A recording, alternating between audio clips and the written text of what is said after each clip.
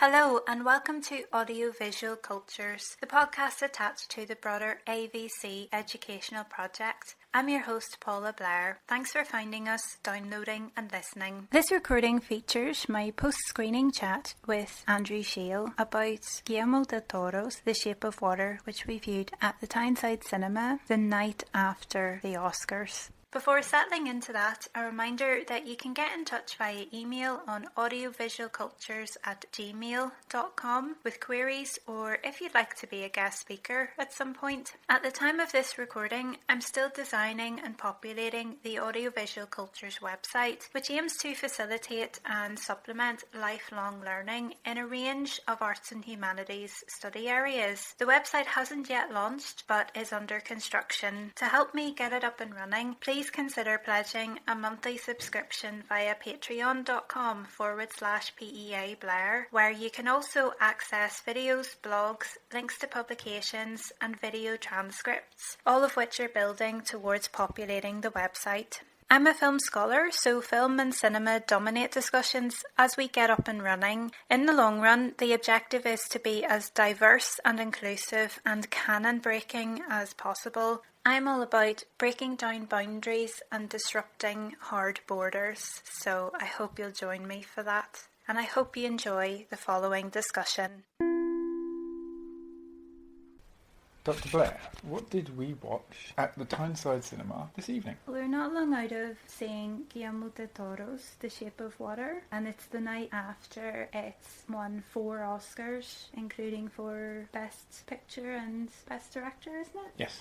And Best Production Design and something else. I was watching it, some of the earlier shots, thinking, yeah, I can see why it won for production design. This was a gorgeous film. Just the flats 2 of the main characters were living in. The camera spent a lot of time there. Plenty of effort had been put into making these surroundings gorgeous. It really looked old and lived in. It's old for us because it's set in the early 60s? 1960s. Yeah, but it looked old-fashioned for that. It looked like everything was 40s and 50s throwbacks. You know, it looked really lived in and worn out and threadbare. The wood was worn down, all that kind of thing. It was gorgeous. The sound design really beautiful as well. I'd put it in the bracket of melodramatic use of sound, and that's got derogatory connotations, but the original meaning of melodrama is drama with music. This is musical drama. And a melodramatic use of sound is use of sound such that it replicates the emotion of characters in one time. So whichever character we're with, or group of characters we're with, this non-diegetic score is telling us very clearly what they're feeling and telling us very clearly how strongly they're feeling it as well. And there's a lot of strong feeling in this film. I think it's nice to recall the Circean melodrama, which is my way into thinking of melodrama as being quite political and shaded and coloured in certain ways, and how to be subversive by way of the woman's picture or the romance. It's the others who come together. All the times I've taught All That Heaven Allows, and it's the older woman and the working class younger man who shouldn't be together, you know, so it's society's others. And then as we progress, you know, you've got the Todd Haynes remake and callback in Far From Heaven, where it's a married older woman and the black gardener who have a really beautiful friendship, and then this other big step where you've got this mythical creature who's a callback to the 50s movies, and, you know, somebody with a disability, someone who is mute. I suppose now is the time to park on the subject of cinephilia in this film, because our main character, Eliza Esposito, played by Sally Hawkins, lives in a flat above a cinema, and several times the camera transitions down through the floor and moves down through the floor into the cinema, which is mostly empty. It's a kind of dying form because the television has taken over many times. You see television being watched in that flat, and it's movies specifically. It's not television programs, it's movies being shown on the screen. And what do we call him? Well, he's just called Giles, played by Richard Jenkins. The friendly uncle character. Again, they're a pair of others. Because he can't define what they are to each other either. They're friends. I mean, they basically live together, but there are implications that he's a gay man at a time when it's illegal to be gay, and he's certainly stigmatised for any kind of... I mean, there's a very mild moment that turns quite suddenly into almost violence with the young man in the pie shop, proving that not all Canadians are friendly.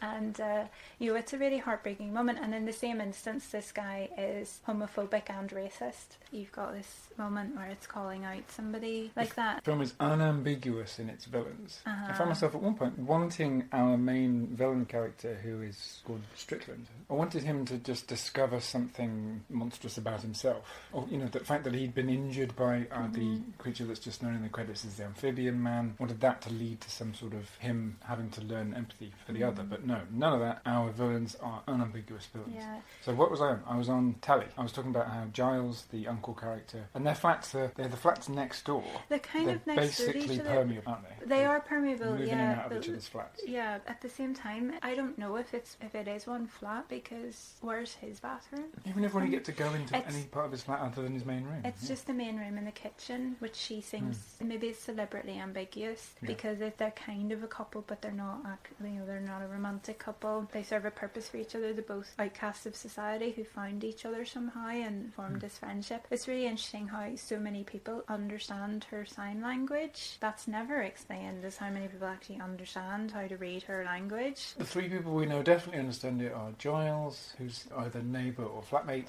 Octavia Spencer's character. Zelda. Zelda, and she says the D in her name is for Delilah, so that's where all that stuff comes from, about the biblical Delilah. She knows well how to understand it. And then the amphibian man, he learns it. It. It becomes his language as well. So it's the language they share. So the three characters we know for sure do understand it are the film's three other characters, in addition to Eliza, because one's not white, because one's elderly and probably gay, and because another one is not human. Right, so we were on films. Yeah, there's a lot to do with. I mean, we've already come up with quite a few issues here already, because I think the villain, just really quickly on that, we've been spoiled a little bit because we saw Black Panther a couple of weeks ago, and that film has the most rounded, justified baddie we've seen in cinema for so many years. Well, he's not justified, but he has reasons for what he does. He's clear motivations that it's possible to sympathise with. And I get why Killmonger's angry, so, and that's another incredible film that we hadn't started doing these recordings yet when we watched, but it's an amazing film. We're going to stay on topic today.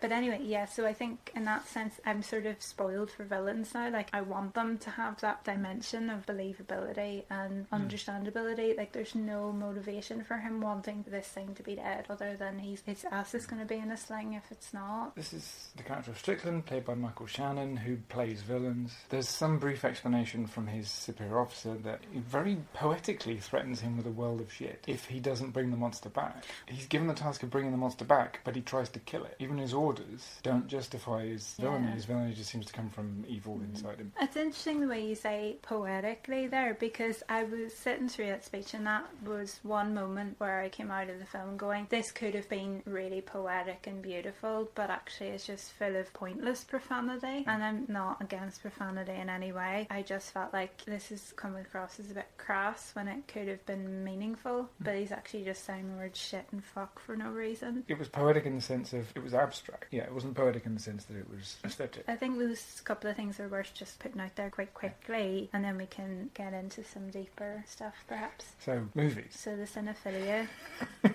And of course it's loaded with it. Yeah, sorry. This is going to take an hour and a half to Well, make I this think, point. We're going to make... But tying that back in with the baddies, because the ultimate creature feature is, of course, for me, Frankenstein, because it starts with Mary Shelley. That's the first science fiction. It's the stirrings of it is Mary Shelley's Frankenstein in 1818. It's a novel I have a lot of affinity with. I've taught with it, and I find adaptations of Frankenstein really fascinating, because film as a medium is a Frankenstein medium. It's these little bits of things stitched together to make a whole thing. It's fragments of itself to make a new one of itself that's a bit of a monster, and yet the monster has more humanity than the creator. And of course film can be like that very much, and so there's a little bit of poetry for you to give you that image. So I think in that sense the baddie, because you don't really get a sense of that where they could cross over them. Well, it's very literal and it's very much it's this guy who's captured this creature is the monster, and the monster is a very human creature. It's what we think of as humanity and something that's not human. So, the cinephilia. This podcast is just going to be... What? That was me bringing it back around to lots of so, tiny okay, circles. so I'll Okay, so tie clarify that a bit more. So, like with the monster and the monstrous creator or captor, this has been shaped by those early literary influences, because some of the earliest films were adaptations of these sorts of things. Frankenstein, for example, was a play throughout the 19th century, and it was adapted. And a lot of the films that we have of Frankenstein were actually adapted from the play rather than the novel. And I think we talked about this a little bit the other day. We were talking about Kenneth Branagh and his version of Frankenstein, which I haven't yet seen, but it's an adaptation of the novel. It goes back to the novel, and he's a very faithful adapter. And he's unorthodox in that regard. Yes, exactly. And so that story, for example, is one that's quite butchered. So to bring it back around to this, and you think about, well, that's an early creature feature in movie history. And then, of course, The Shape of Water and the amphibian man, as he's credited as, he's most closely relatable to the Gill Man in Creature from the Black Lagoon. And that film had a really awful sequel, which I know well because I am a huge fan of Mystery Science Theater 3000, and they riffed it in episode 1, season 8.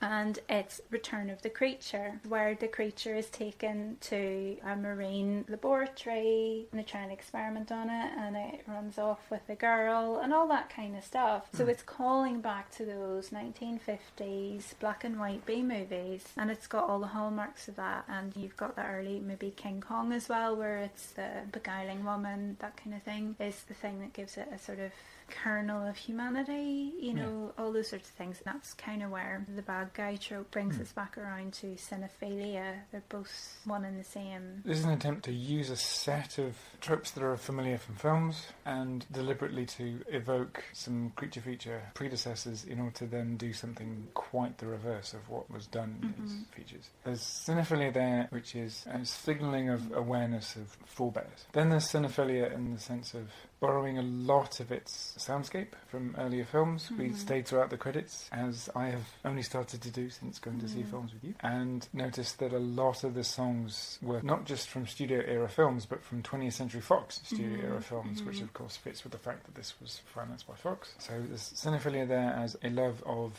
musicals. And it's the musicals where people spontaneously start singing, but also the dance movies. Because that bit in this film, when our main character seems to go off into a subjective scene, we call it a daydream scene, I suppose. It becomes black and white. Yeah, the image very gradually desaturates to become black and white. Everything apart from her fades into darkness. She's got this spotlight. There's no evident source for the spotlight. Appears and isolates her, and then suddenly her costume changes and her environment changes, and suddenly she's doing a 50s era. And she has a voice. The mute girl in her head has a voice. Yeah. She's singing very quietly, but she has a voice and she's singing. So you're imagining her imagining herself singing. Yeah, this is singing and dancing at the same time. So our main character, who is quite reserved in the way that she interacts with other people, what's inside this character is both a voice and flamboyant physicality. Which you get a sense of early on, because there's a part where Giles has a musical on the television and they do a little bit of tap while they're sitting together. That did seem to be a callback to a film, not the film that they were watching, which was a Shirley Temple film, wasn't it? Where she learns the tap on the stairs. It was a callback to another film that I'm going to have to look up. Then there was also cinephilia in the sense of films are the only things that should be on this telly. And films were a lot of what was on telly in the 50s and early 60s. But there was also news reporting as well, and the thing that Giles wants Eliza to turn the channel away from is reporting about civil rights protests being put down by police using water cannons. Since the film elsewhere points out that there are race relation issues in this part of the States. That might be one of the characters being implicitly criticised for being cinephilic. He doesn't want that kind of stuff to be on telly, even though it's actually accurate reporting about what's going on in the world outside. There's a lamenting of the demise of cinema going, there's a love of 50s musicals, and there's all of these nods in the film's content to earlier films, and yet there's this sense that cinema is this fantasy that it may be dangerous to get caught up in because it's distracting from actual physical realities. But then I think as you get to know his character, you get a sense of why he might feel like that, so you can go a bit deeper with him, because you find out that he he actually stands up for the black couple who come into the, you know, he says to the guy, you don't need to talk to them like that. Yeah. You know, he speaks up. In a way, you're starting to see maybe the rise of civil rights in that sense, but it's going to be quite a while before he gets his civil rights as a gay man. And he's also coded as being maybe quite stereotypical in his love of musicals. In that sense as well, he's coded by the movies that he prefers to watch and what he knows, and that he knows all the rhythms to it and that kind of thing. And it's not just the extremely specific thing of 50s era Hollywood musicals. It's 50s era Hollywood musicals specifically that feature songs sung by women. So he seems to regard female singing film stars as role models. And he's very anxious about the loss of his hair. And again, that's something that codes him as male, because it's male pattern baldness in his older age. And he's very anxious about this, not because it's a lack of masculinity in any way, because it's actually sort of, in a way, you're coded as male if you're losing the hair on the top of your head, because women tend not to go bald the way the men do. So I wonder if there's something very implicit there as well about the extent of his queerness. It's all very implied, it's not direct, it's just he's someone who feels it's easier to talk to a younger man about what's going on, and he makes an attempt which he reads wrongly as being welcome. And again, it's maybe an implicit criticism of that sort of fake hospitality in US culture, where the guy reveals that he's actually Canadian and he has to put on this southern drawl, you'll come back now, have a nice day kind of thing, where it's completely cynical. He even says it to the black couple after he's thrown them out, come back. But he says to Giles, you don't come back. The gay guy, the guy he perceives to be gay, is worse to him than this straight black couple who've tried to come in. There's a hierarchy of otherness going on here. So although Giles is white, in a way he's more oppressed because of his queerness. Is there something critical to be said about the film because it's making this hierarchy, or is it revealing that hierarchy? There's quite a lot going on there, I think. It's quite clear that what with Guillermo del Toro having done several monster films, that the monster is the literalization of the othering of certain characters. And I suppose there's one other character that we haven't touched upon yet, which is the character who is known by his colleagues as Robert Hofstetler, but his name's actually Dmitri something, and is one of the scientists at the facility who is a Russian agent and is a completely sympathetic character. We're hitting all of the others of late 50s, early 60s US culture. People who aren't white, people who aren't straight, people who can't speak, and people who aren't American. I'm sure there's more. But Russian specifically, because of course this is the height of quite a lot of anxieties between these two countries, and the space race is happening, or it's stirring at least. It's referenced quite a bit with the Russians sending a dog to space, and the US is very anxious about catching up and progressing. You've got this double agent who he observes literally in the shadows the relationship that develops between Eliza and the amphibian man. There are a lot of shots in this film of characters standing in darkness. Literally in the shadows. And Dimitri, stroke Bob, there's a bit where he's standing, whereas most of his body's in the shadows, but just his eyes have got a bit of light on them. Yeah, the glasses. That's as unlit as he gets. But with Strickland, when he's chasing the van, when they're rescuing the amphibian man from the facility, when he stands and starts shooting at it, it's when he's just finished shooting at it, and he kind of stands and has a look as he realises he hasn't stopped the van. He's completely in darkness in that moment. So there's a lot of really obvious moments in this film. But this is not to say that obviousness is bad at all. Yeah, it doesn't have to be subtle, and I mean there's a lot of other things about it that are quite subtle and are ambiguous, and then there's other things that really aren't, and that's fine as well. I think something to point out as well is Eliza is other, not just because she's mute, but also because she has quite an adventurous sexuality, which is revealed very early on in the film. One of the aspects of the obviousness of this film is that from very early on it's clear that she has an affinity with water, and that she has a morning routine that she regularly goes through, which involves giving herself 9 minutes to masturbate in the bath while eggs boil. And that fact that she boils eggs every morning is useful later on because as a way of repeatedly informing the viewer that she will frequently have hard-boiled eggs with her. This is someone who we see naked very quickly and several times. It seems to be people who are antagonists will have positively represented sexuality and people who are antagonists will have negatively represented sexuality. Yeah. So another aspect of the obviousness of the film, but it works. It's a colourful tapestry, but it's a well-made one. So Strickland, his sex scene where he is shown to not have amazing sexuality is where he muffles his wife with his hand. Yeah, the hand with the butchered fingers. Yeah, so he's had two of his fingers bitten off and then reattached. And it's not just bleeding. that, he's muffled her. It's she's trying to tell him, you're bleeding and you're bleeding on me. And he silences her, mutes her. This was one of a set of visceral and, at some points, for me at least, slightly shocking moments in this film, but which I think worked really well with the overall message. I mean, it was very sort of missionary position, but he was really rutting away, and it looked painful for her. When she started to try and alert him, I actually thought that's where it was going, that she was trying to tell him that it was painful, because it looked really painful, but it was actually his fingers were bleeding. And I suppose it was going to be clear from the outset that that particular sex scene between Strickland and his wife was going to be a bit wrong, because her method of coming onto him was to undo her blouse and put one of her boobs in his hand. But even before then, it's the sort of invitation. Well, it wasn't an invitation, it was an order to go upstairs, and there was no, how is your hand today? It was just, he's home after being out all night, I assume, because the kids are just going to school, and she sort of orders him upstairs as if that's the order everything happens in.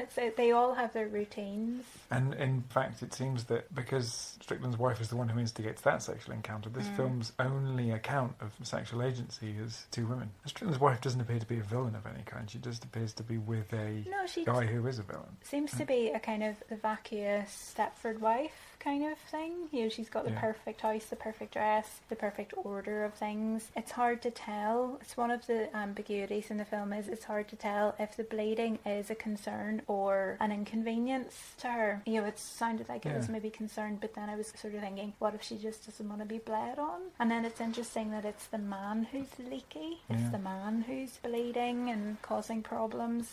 This film has a lot to say about fluids. And of course, its big thing is water is amazing. So it tells us about 7 different ways that water is amazing, including using extreme close-ups on droplets of water to transition through dissolves into the next scene. The opening shot, which seems to occur in Eliza's dream, which shows her floating in a version of her flat which is full of water. Okay, so the film's excited about water. The film is not excited about things that come out of bodies. So the film seems to be really big on, we're made of water. We are one of the things that water makes possible. It's this, wherever you find water, you find life kind of sense of the importance of water. The title of the film implies a valuing of water. But the other fluids in this film are blood, which we see a lot of. We almost always, when we see blood, we see it mixed with water. And that people are in water or they're being rained on. It's flowing. It's really fluid. The pus. And then the pus bit, actually, I suppose, that just to stick with water and blood. The idea that blood is very frequently raining, So this idea that blood is just a particular form that water takes while it's in humans for a bit, I suppose, is what's going on there. Is that as it comes out, it gets mixed back into water. And then pus, the pus moment was when Strickland realises that his 2 fingers are not retaking after they've been reattached. He sniffs them and they stink. And there's a whole history of smell in cinema to be written, I suppose, because it's the thing we can't sense, and yet it's the thing which has a presence in films. But it's people have to react to it. Yeah, it's visualised because the fingers have gone black. They look gangrenous. The guy's retching beside him.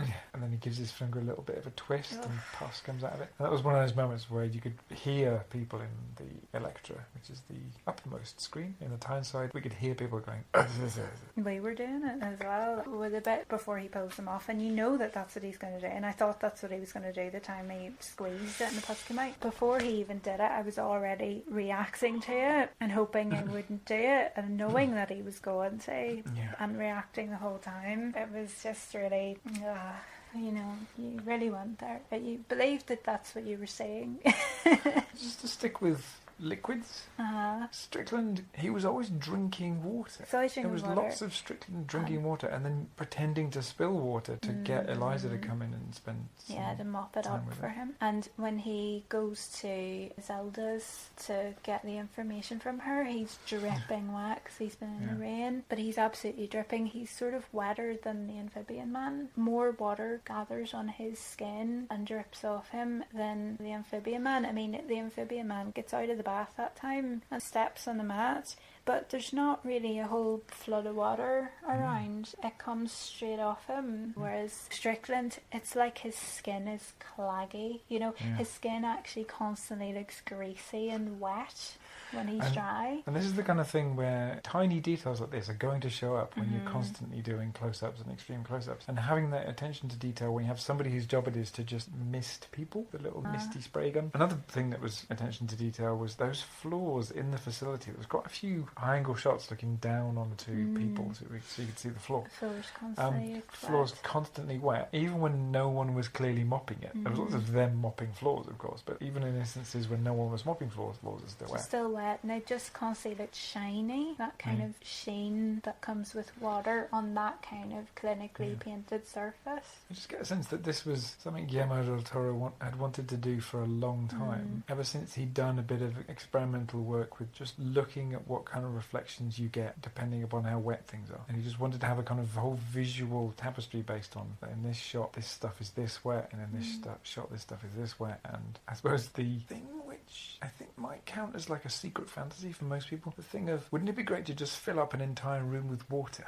Because when she does that, and she just fills up her entire bathroom with water, but of course it leaks. It's one of those anarchic moments of, fuck it. This is not what houses are at all built for, but it is also something that is very easy to do given that we build these water pipes into houses which can so easily lead to floods in them. Let's just have a scene in which we see the consequences of somebody completely filling up a room with water. But they just happen to live above a cinema, and the cinema starts to drip. One time there's a couple of people in there and they get woken up because they're sleeping through the movie. They get woken up by the water. This film dated itself again and again depending upon what films were at the cinema, people referring to recent events, and it gave us the location as well. People kept referring to what towns that were nearby, but it didn't really blatantly give us date and location because I think it wanted to just be relatively generic America in the late 50s, early 60s. Right, so should we have a moment of very simple nerd business and just observe the colour palette of this film? Because this film seemed to at one point go, hey, do you know what? The colour palette of this film is... And it actually had one of the characters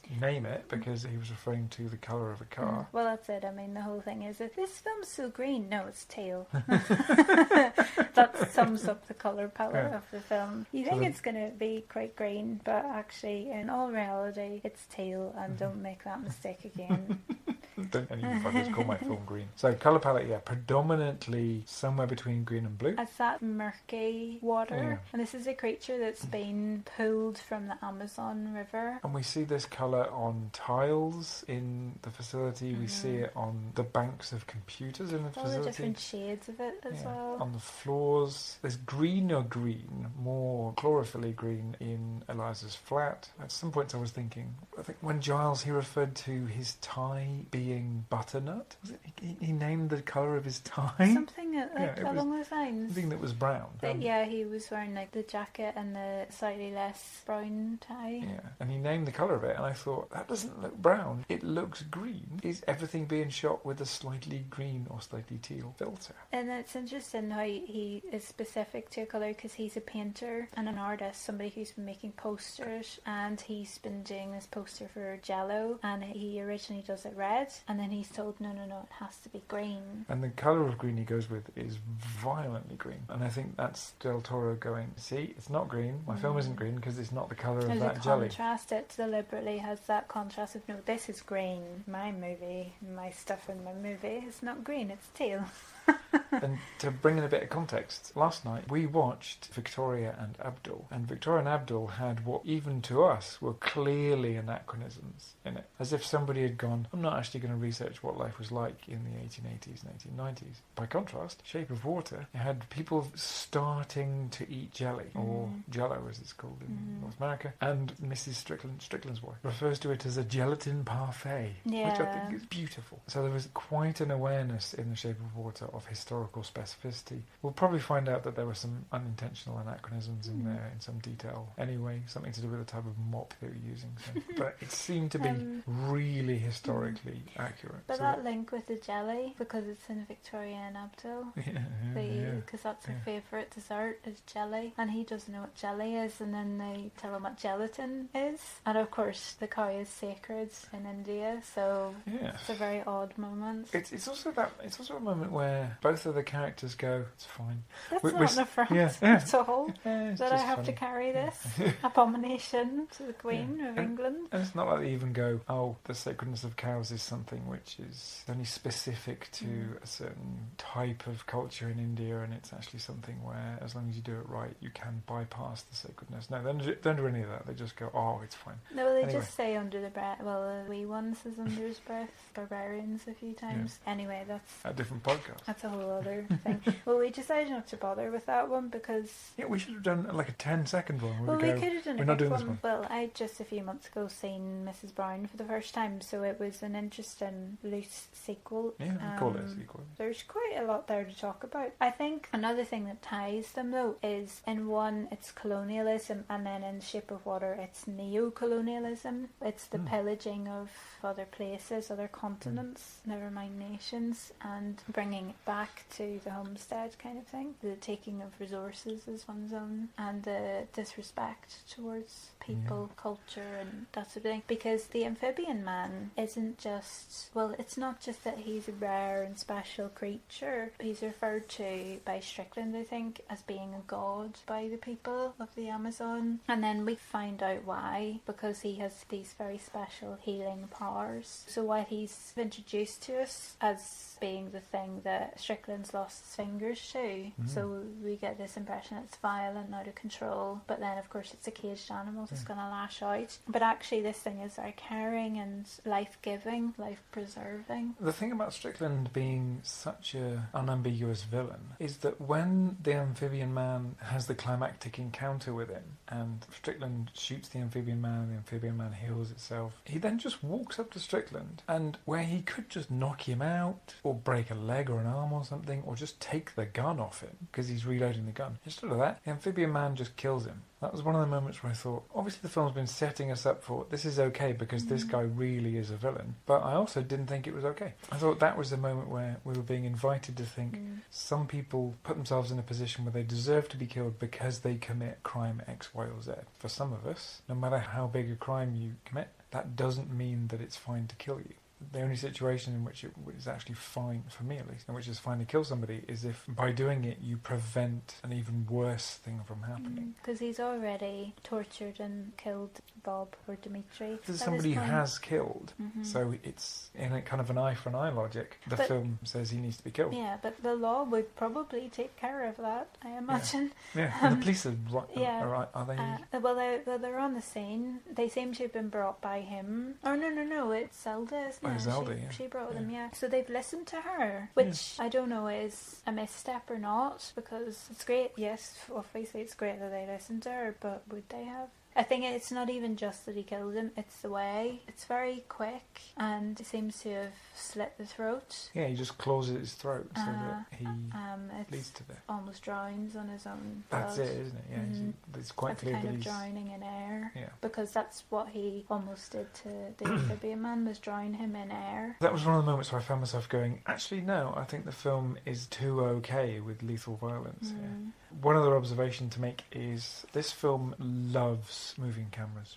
This film was like, I'm never going to keep this camera still. Camera movements, they were long and they were fluid when the main character was fine, and then they were shorter, briefer, and less frequent when the character wasn't fine, so there was editing took over when the character wasn't fine. In the opening sequence, lots of camera movement. Even when she was getting to know the amphibian man, lots of camera movement. Even in shots where the movement wasn't reframing to show any new thing, it was just, I'm going to make this shot more visually interesting by having the camera move in quite a finely choreographed way. So characters, the move would begin when the character was doing a certain part of a movement or an action, and then the move would complete when the character would finish doing that action. And another one of the aspects of the gorgeousness of this film is how francophile it is. It's non-diegetic music. Some of its environments were so French. I wondered because I thought it's Del Toro avoiding Hispanic things because he doesn't want to beat people around the head with that. Maybe he's a Francophile, I don't know. Or maybe it's a marker of the times, a marker of cinematic and musical quality. I don't know. But yeah, there was a lot of French music and stuff in general. I think it may have been an attempt to go, here's an aspect of the cultural identity of this part of the US. And there are some very French parts of the US. Of course, yes. And there's going to be a conflict between this part of the US where it's fine for there to be European influences, and there's going to be a conflict between that and the highly xenophobic version of America which we get through Strickland. I mean, he refers to gooks at one point, presumably referring to Korea. It was interesting when he had the first conversation with Zelda, and it's about the Delilah Bible story. He's saying, you know, God's made in our image, more mine than yours, referring to him being a white man as opposed to a black woman. Maybe the Frenchness that was associated with Eliza was supposed to be this thing that was America done right, and the version of America which was white supremacist, militaristic, antagonistic towards the natural world, that was the non-Europhilic version of America that we were of course supposed to reject. I think Eliza's name, Esposito, I think they mentioned that means orphanage. So yeah, that was another nod to her. And you had quite a few Hispanic, because the woman in the line for the clock card was Latina, I think, who kept shouting at them. But there was one point where I thought, is that Lily Taylor in some sort of weird cameo? The woman looked just like her. It's not her, but it's she just had Lily Taylor's face. The whole other thing that's tangentially related to this is Del Toro is the latest Mexican director who's won Best Director at the Oscars, following on from Iñárritu and Cuarón. Something like 4 out of the last 5 directors has been Mexican, and I don't know if that's a two-fingered salute to Trump or not. But it's interesting how there's quite a lot of Hispanic directors who've been moving into making films in English. I'm becoming quite a fan of J.A. Bayona, who's Spanish, and who made, I mean, his first film is The Orphanage, but then made The Impossible and A Monster Calls. And Alfonso Cuarón directed one of the Harry Potters. I haven't seen any of them, but some people say that that's the best one, is the one that he directed. It totally is. And Iñárritu, he's done, you know, The Revenant with DiCaprio wandering around the wilderness for a year or whatever. Oh, that was him, right. And Birdman. So there's something going on there. It's a kind of reverse colonialism. I wonder if you could put it in those terms.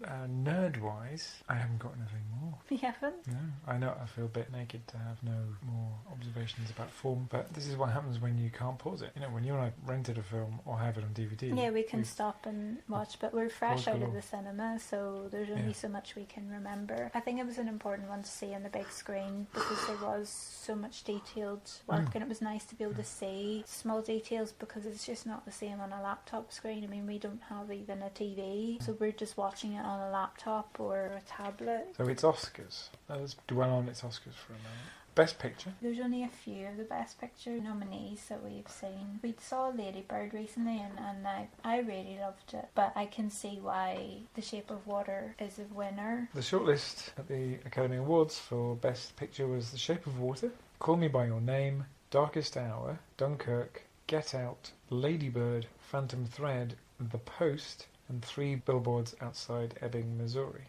There's 9. Collectively, you and I have seen... We have not seen Call Me By Your Name or Darkest Hour. We've seen Dunkirk. We have shamefully not seen Get Out yet. Yeah.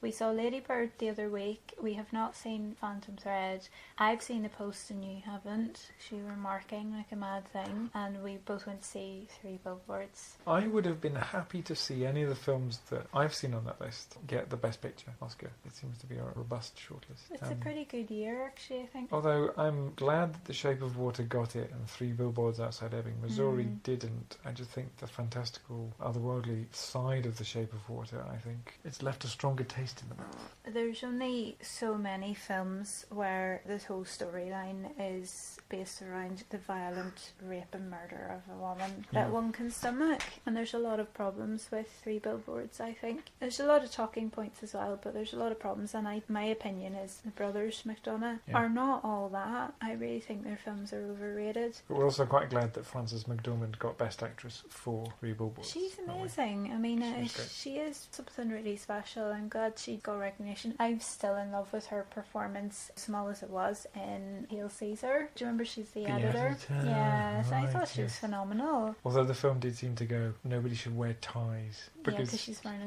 the scarf gets caught. Killed by a scarf, right. So Shape of Water, Best Picture, also won Best Director and beat Dunkirk, Get Out, Lady Bird and Phantom Thread for that. The other 2 are Best Production Design. One thing I think on the Oscars conversation is that when I was reading through this morning around some of the diversity issues, and of course one of those is disability, one of the criticisms of Hollywood movies, and this film, I think, The Shape of Water, I think, comes under this criticism, is that they're not using disabled actors to portray the person with the disability. The film that won Best Short was a British film by 2 British directors who happened to be ex-cast members of Hollyoaks. Their film was about a little deaf girl, and if I remember correctly, it stars a little deaf girl, and it's called The Silent Child. It's about a very young child living in a silent world of her own and being quite lonely. And so that's as much as I know about that from reading about it. And so then it's interesting then to go and see this massive film with a very well-known director, somebody whose name is stamped with quality, and Sally Hawkins is an incredible performer. I think I'm always going to feel very fondly towards her because of Maiden Dagenham. She's a really powerful performer, and you can see that she's really studied hard with the sign language, and she does a lot of beautiful face acting while she's signing. You know, she and full body acting as well while she's signing. Her eyes are doing so much work while her hands are doing a lot of work as well. It's one of those issues, you know. I remember you a few years ago talking with a trans student about how frustrated they were that there's no representation of actual trans people playing trans roles, and so I asked him, how can we solve this problem? So I tried to sort of play devil's advocate and say, well, what if there aren't any, you need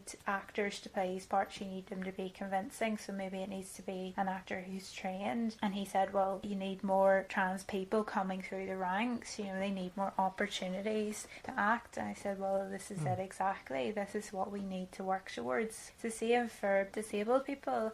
They need to be given more goes at acting, because how do we know that there aren't any good actors? Because they're never given a chance to try. So it's one of those issues where you kind of need a sellable name, somebody who's going to do the job really well, but you need to go back to grassroots. And so then just thinking about that short film that's won, and this young child who has starred in an Oscar-winning short film, who is a deaf person, that's how you get the ranks filled. You have to find the people and give them goes at stuff. Absolutely. Even using a well-known star, Del Toro did seem to go, we can't just have this sign language be one that's just made up. It has to actually be American Sign Language. And I noticed in the credits that they had a person who was the ASL coach. So it was actually a specific version of sign language. And I did notice at one point that when she said thank you, it was this thing, put your hand on your chin and move it forwards. And that's thank you in British Sign Language as well. And its 4th Oscar Best Original Score. And that was one of the few films for which Star Wars The Last Jedi was nominated. One of the few awards even. Given how much of Alexandre Desplat Desplat's, well, given how much of this film was non-original music, I think it's pretty impressive that Alexandre Desplat's music was how well it stood out amongst all of the other music that wasn't original. Looking at, say, Dunkirk, which was also nominated there, Dunkirk is just a wall of original score, and really powerful original score as well. Same thing with Star Wars The Last Jedi, although it's a wall of very familiar original score. Has John Williams ever won? Ooh, he's been composing music for quite some time, so let's have a look at the Wikipedia entry for John Williams. He got 4 Oscars for Best Original Score. Jaws, the original Star Wars, which was just called Star Wars, E.T. and Schindler's List. You can't really not give someone an Oscar for what he did for Schindler's List. He's won quite a few BAFTAs. Again, I think people don't care as much about BAFTAs. Maybe it's the dominance of Hollywood. Maybe it's that simple. For some reason, the BAFTAs don't have the marker of quality that an Academy Award carries. It's still up there, but it means maybe something here in the UK, but globally it maybe doesn't have as much of a marker of quality as an Oscar does. I think the Oscars are probably a bit more universal. That's my guess from knowing relatively little about prize culture. One day we'll have an Oscars party where we actually stay up all night to watch them live. I can't be bothered staying up. Yeah, And it's all that's why we haven't done that. People who do all the speeches and all the dresses and all the nonsense, them all licking each other. I watched a few highlights this morning, including Jodie Foster and Jennifer Lawrence coming on together to do the Best Actress Award. Jennifer Lawrence is a good foot taller Yeah, than I Jodie noticed Foster. that because I was sort of thinking, is Jennifer Lawrence really tall or is Jodie Foster tiny? Well, it's probably the case that Jennifer Lawrence was wearing heels She and was wearing Jodie Foster heels. wasn't. She wasn't. She was also in crutches. Yeah. What it shows is that the film industry in general does a really good job of making people appear to be the same height. Yeah. So that we just get this sense of, okay, that person's roughly average height and that Or person's roughly men average a lot height. taller than women. And then when we see them in the flesh, we get all these surprises about how short and how tall people actually are, because we've effectively been lied to by these films. Shape of Water. Overall impressions. I enjoyed it. I was a bit trepidatious because our friends last week gave a really scathing response to having seen it. Can you remember the details of their scathing response? Well, I think they'd said that it was really crass and the sex scenes were a bit too much and were unexpected. It was along those lines, just thoroughly unimpressed. Really thought it was an awful film. And I've been looking forward to seeing it. And I've heard good reviews. And I talk a bit about Hispanic cinema with friends of mine who are scholars of Hispanic language and culture and film and visual culture. And so we were all curious to see it because of how well renowned Del Toro is and where he fits in Hispanic cinema. And I feel like I need to see more of his work. I watched his, I think Kronos was his first film, and I watched that when I visited Francisca Sanchez Ortiz, who is a scholar of Hispanic language and culture, and we were talking about the perception because she was seeing very negative responses to The Shape of Water, because I think people have a perception of Del Toro as a fantasy horror director, and then people get disappointed when that is not what his latest film is. But that's not what he ever was. He tells fairy tales, and fairy tales are gruesome. There's also that historical accuracy mixed with the fantastical, because that's Pan's Labyrinth as well. It's set in the Second World War and it's humanity at its worst, but you've got this fantastical world as well. I need to watch it again actually, because I watched it many years ago and I'm quite rusty on it, but many of the images stay with me. And Doug Jones, of course, who performs the Amphibian Man, he regularly plays Del Toro's creatures. I was curious because I'm curious about all those things and I want to learn more about them, and so that was something I had talked a bit about with her before. Also, I love those old 50 B movies. A lot of them are so bad they're funny, and they're very dear to me because I'm such a big fan of Mystery Science Theater 3000. I've seen a lot lot of them through that, and I have a great love of them because they're very cine literate films usually, and they're the sort of films that are Red Scare era. The United States is its most paranoid to quite funny extremes when it could still be funny, but also they were sort of sending out these messages, but also quite knowingly doing so to auditoria that would have been filled with teenage couples not really paying attention here in the 1950s. I kind of am really interested in all of that because my whole thing is post-conflict film and visual culture, but it's post-conflict in that it's also to the side. America's conflicts are going on in other countries. America itself is unaware, or it's these internal conflicts, these internal struggles of identity and who's a spy and raising paranoia and things like that. So I'm quite interested in the creature feature in that sense as well. So this was a meaty film. Ironically, our main character seems to have been a vegetarian. Subtly done, but she never gave him meat. It was always eggs. So she was over-lacto vegetarian, of course. And she had like mustard and cheese sandwiches, and you could see the people in the lab feeding it eggs and meat. And then when she had it, just feeding him eggs. Another one of these quietly unorthodox characters. Unusually for a film financed and distributed by a Hollywood studio, vegetarianism is not associated with some other deficiency in character. Well, she doesn't.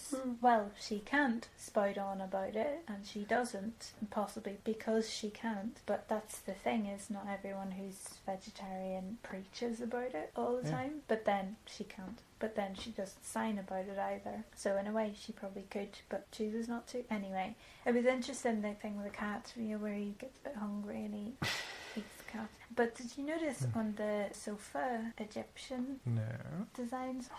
That's production design It's where... like hieroglyphics and Egyptian figures telling a story. Production design where thought is put into stuff that you might not ever actually see even in focus in the shot is impressive stuff. I just noticed there was a design on it and I looked closely and it was Egyptian figures and Giles did seem to get over very quickly the execution of one of his pets.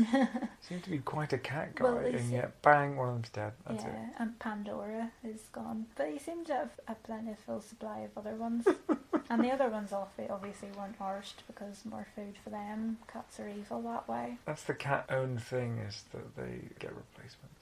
All in all, we can see why it got its 4 Oscars. And it was nominated for 13, so in a way I was expecting more. There seemed to be a reasonable spread. The Oscars is something to dissect at length. Ooh, Dickensian naming. I think right. I will leave our listener with this one. Strickland is the name of one of the antagonists in Back to the Future, Is of course. Is it Strickland or Strickland? I'm just clarifying. In Back to the Future, or in Shape of Water? Well, in this. In Shape of Water. Okay, so Shape of Water. Is it? Well, now you put it out in my head. What is it in Back to the Future? Okay, so is it the same? It's Strickland in Shape of Water, and I'm pretty sure it's the same thing without. I think it is. Do you think there's a Back to the Future connection? It may be the case that the surname Strickland is associated with antagonists because of Back to the Future. He's authoritarian in Back to the Future. So Strickland, spelled the same, Strickland. Right, now, Strickland, stricken on land. The name of this character suggests direct antagonism towards water. There's Dickensian naming for you. You might as well call the character Dry Mountain. There's also a limerick in there somewhere about his hand. There once was a man called... It wasn't a suggestion for us to make one up. I've just been burned. Also Eliza Esposito, the orphanage thing. We need to check that though, because we're having to trust the film on that one. Okay, I'm doing this. I wonder how many people are doing this right now. Translate Esposito.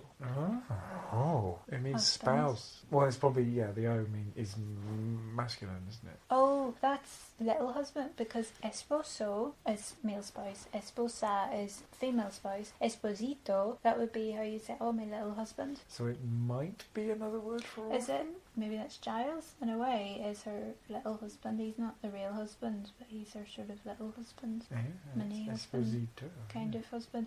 Or it could be an allusion to her relationship with the amphibian man being slightly queer, even though he's constantly referred to as him. If she has male Yeah, but it was interesting, that visual thing of how he has a thing, the unsaid conversation she has with Zelda, you know, when she, with her hands, does a kind of diagram of what his business is like. It's inside, it's sort of pulled back and it comes from outside. That actually made me think about the clitoris. There's a cave out of which comes a little penis. So, esposo, husband, hubby, marriage partner, spouse, better half, old man. Esposo. Is it going to give me esposito? Well, I told you what it means. Well, but I'm just checking out what synonyms it might have. But look, would it not be better to look up what an orphan is called in Spanish? Orphan translates to... Huerfano. Why do that? Isn't fact-checking great? I should have known that. I didn't think of the esposito, his little husband. The ito or ita at the end of a word. It's kind of like the way I say we all the time. You're so Spanish. Well, when my Spanish friends call me Paulita, they mean we Paula. She wrote in your Christmas card, Andresito. Okay. So, look, the character's just called Pie Guy. So, we've solved the mystery of that. Did you have any other Dickensian names? Dimitri, Bob, Bob Dimitri. So Zelda's last name was Fuller. Zelda Fuller or Delilah Fuller. There's all that Bible-y stuff we've avoided. And I think Delilah was a middle name. And a Fuller is some... Oh my word! A fuller is somebody who treads newly woven cloth in urine, usually stale urine. Oh. So fulling involves standing in a barrel of urine with cloth that's just been woven, and you tread it into the cloth, and I think it's the ammonia is in the urine softens the cloth, and so that's where the surname Fuller comes from. It's the same kind of thing as surnames like Cooper and Thatcher. And this is a character who talks a lot about how people piss on the floor and is cleaning up piss quite a lot. So yeah, we have a little Dickensian naming in our midst, and also quite a lot of people not actually having surnames as well, because Yolanda doesn't have a last name, a couple of people in the office in the facility don't have last names, Giles doesn't have a last name, and that's quite fantastical as well. It was worth going to see. It was good to see it in the big screen, because I haven't seen a Del Toro film on the big screen before. It was a film where you could feel its storytelling, where it was possible to predict things with a reasonable degree of certainty, including the outcome where it would be revealed that Eliza had gills. Although what I did quite like was that there was no explanation of why Eliza had gills, because Eliza didn't seem to be the same kind of thing as the amphibian man, but Eliza did just seem to be There was an implication that she had some sort of injury as a child, possibly abuse as a baby, and that's why she was mute. There's no explanation for how that could be, but she's got these 3 scores on the side of her neck, both sides, so it sets it up fairly early that they are quite gill-like. Then throughout the film we get the setup of the amphibian man's healing powers and this implication that he may be some sort of god, because he can do god-like things and do miracles. He's a healer. He can heal the slits that he's made on Giles's arm and make them go away. He can in a way give life to the slits in her neck and make them into breathing apparatus, into gills for her, so that she can be with him. My understanding was she's got these scratches, these things that look like gills. Maybe it's that they are gills already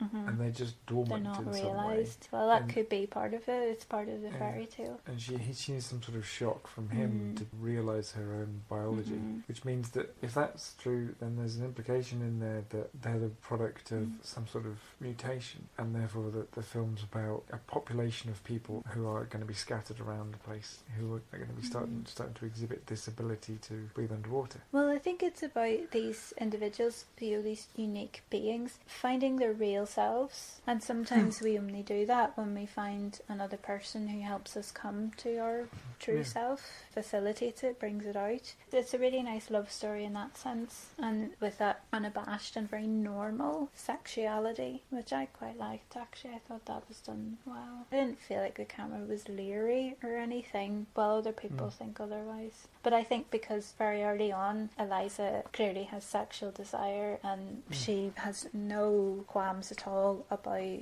fulfilling it. She's got, as you pointed out, she's got that time limit. She's very punctual. And she goes at it. Of course she's going to please herself. Nobody else is going to. And she has to take things. There's a really nice moment when they're sort of planning the heist and Giles is saying to her, "You're so brave. I just can't do this. You know, you're so brave. You're not scared at all." And she's saying, "I am scared, but I have to do this. If I don't do it, nobody's going to do it, so I'm doing it." I think in a few years people are going to look back at 2017. I know this film was released early 2018, but it was made in 2017. In fact, probably also made in 2016 too. People are going to look back at the second half of the 2010s as the period when suddenly the majority of films even had female protagonists, and that they were neither entirely flawed or entirely perfect, and they were quite human. It's coming out in box office already. I think for years people were saying nobody wants to go and see a film where the women are the leads, and actually time and again the box office figures are proving that wrong. They're very popular. Like Wonder Woman blew the box office away last summer. I think that quite a few of I don't have figures to back this up, but it's people are keeping an eye on this. When films first come out, they're doing really well at the box office, so it's just nonsense to say that nobody's interested. They are, and that women can be real people as we are and have all these complications and different things and different desires, and that it be normal. While there's no representation in the film for actual disabled people, at least it puts the message out there that they have sexual desire and they want to be desired as much as any of us. They want to be wanted as much as any of us, and loneliness is a real issue. So I think for those reasons it's an important film to have conversations around too. So to wrap up, I think it's worth giving it a watch, and there's quite a lot to discuss. There's probably a lot to spring off from what we've done, so please feel free to run with the ideas and get involved in the conversation. And someone work out just how much teal there was in this film. Toodle pip. If you find this episode informative, useful, or even enjoyable, please share it and subscribe to the podcast so you never miss new instalments. Many thanks to those of you who do. The podcast is free and I work freelance. If you can help financially with a regular payment to patreon.com/PEA Blair, that would be greatly appreciated. Payments are in US dollars, so do check out exchange rates that are relevant to you. For example, when recording this, the British pound is fluctuating around the 70 pence to the dollar mark, so a $2 subscription should cost no more than £1.50 at this rate. I'm also accepting one-off donations to paypal.me/PEA Blair to save up for a much-needed new laptop to continue this work to a higher standard. Any help in making arts and humanities education accessible in a world increasingly driven by screen and media cultures is gratefully received and potentially benefits us all. Thanks, and catch you next time.